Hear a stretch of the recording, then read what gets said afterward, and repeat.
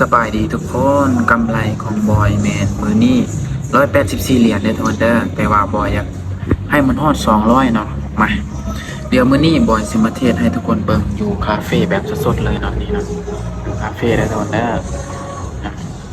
เบิ่งว่า1ออเดอร์นี่สิฮอด200ได้บ่เนาะมา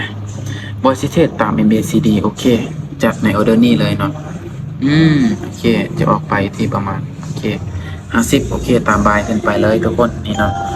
สังเกตเบิ่ง MACD ในจุดนี้มันหากะตัดการขึ้นไปเนาะถ้าว่า MACD ตัดการขึ้นไปเราก็ตามซื้ออย่างเดียวเนาะถ้าว่า MACD ตัดลงเนี่ยบอกคือแบบนี้เราก็จะตามขายเนาะเห็นบอกขายลงมาเลยมันก็จะเทขายลงมาเนาะแต่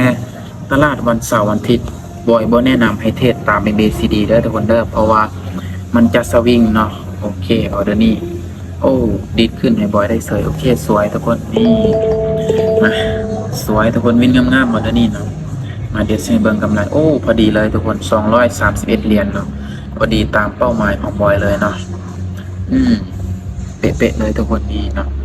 บรรยากาศอยู่คาเฟ่เลยทุกคนเด้อวิวงามๆทุกคนเนาะนี่มาคนเดียวทุกคนโอเคเนาะสำหรับ